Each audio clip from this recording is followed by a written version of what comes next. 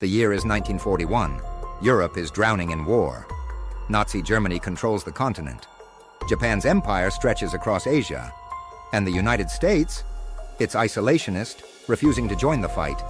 But what if Pearl Harbor never happened? What if Congress voted against declaring war? Let's rewind history and ask, what if the US never entered World War II? How would the world look today? Our story begins with one decision. President Roosevelt fails to convince Congress to abandon neutrality. No Pearl Harbor attack. No Day of Infamy speech. The US stays out. This seems like a win for American families fed up with foreign wars. But across the Atlantic, the Allies panic. Without American factories, weapons, and troops, Britain and the Soviet Union face a dire shortage of resources. Churchill's "We shall fight on the beaches" speech takes on a grim tone. By 1943, the Nazis break the Soviet line at Stalingrad. Without US trucks and planes, Stalin's armies collapse. Germany turns west, crushing a weakened Britain. By 1944, a swastika flies over London. Meanwhile, Japan dominates Asia. No US Pacific Fleet means no Battle of Midway to change the tide. China collapses under occupation. India and Australia become battlegrounds. Without atomic bombs forcing surrender, Japan's empire endures, reshaping cultures and borders. Korean independence never happens. Southeast Asia remains under imperial rule. But the ripple effects run deep. Without American money and leadership, the world fractures. Europe, shattered and beaten, never sees the Marshall Plan. Recovery stalls.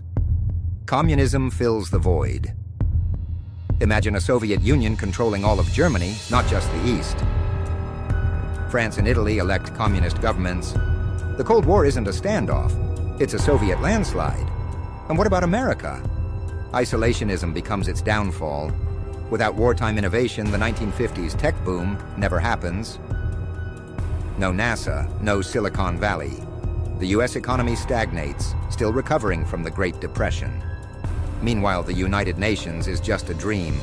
No superpower exists to mediate conflicts.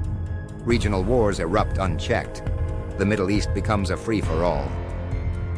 India and Pakistan clash over borders drawn by absent colonial powers. But here's the twist.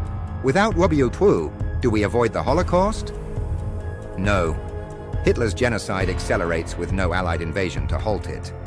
6 million Jews perish, along with millions of Roma, disabled, and political dissidents.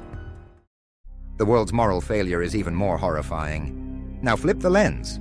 No US in WWII means no military-industrial complex, no American century. Pop culture as we know it vanishes. No Hollywood war films. No Beatles-inspired British invasion. The world's moral failure is even more horrifying. Now flip the lens. No US in WWII means no military-industrial complex, no American century. Pop culture as we know it vanishes. No Hollywood war films.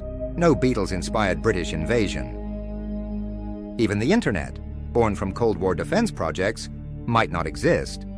Yet some argue a darker truth.